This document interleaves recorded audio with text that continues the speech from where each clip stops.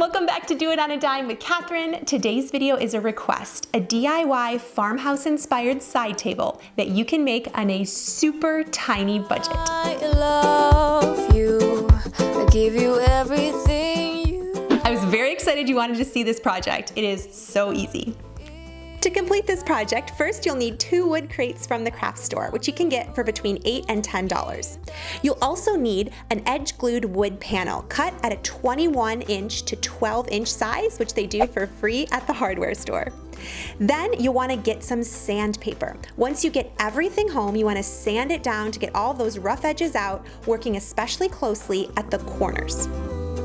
Don't skip this step and make sure you clean up thoroughly so there's no wood shavings or dust left. Now we're going to stain our piece, and I'm using this espresso finish. You could chalk paint this if you wanted to, but I am loving the look of a stain, and for some reason this is really cathartic for me. Paint it on with a brush or a foam brush and then wipe it away with an old t-shirt. The more layers of stain you add, the darker it's going to be. And what I love about these crates is different parts of the crate take the stain differently, and I think it just gives it a really cool farmhouse look. If I could, I would be the perfect deja vu.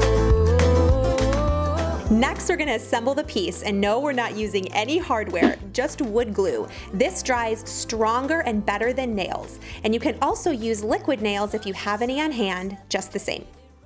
Turn your crate on the side, and to each slat add a bit of glue, and then add the next crate on its side right on top. On the top of the piece, finish with more glue, and then add your edge-glued wood panel. Set books on top to dry overnight. Now this next step is optional, but I think really worth it. You want to add a top coat. This is a water-based polyacrylic wood finish. It's my favorite one to use. I'll link it down below. And I usually do 2 to 4 coats of this. It's going to protect your surface, especially if lots of things are going to be set on it.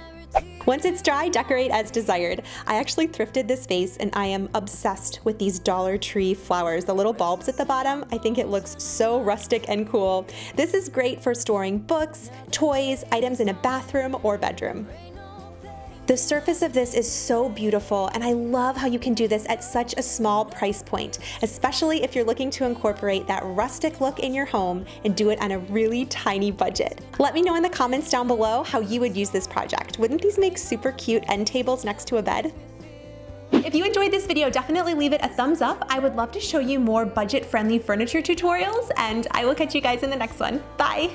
This is how we're actually using the table in our house. It's Carson's Lego table. Oh yeah, and I was gonna do this thing. Oh, look at the dragon. I did this all by myself. This is your greatest thing you've ever made. Oh, thanks, buddy.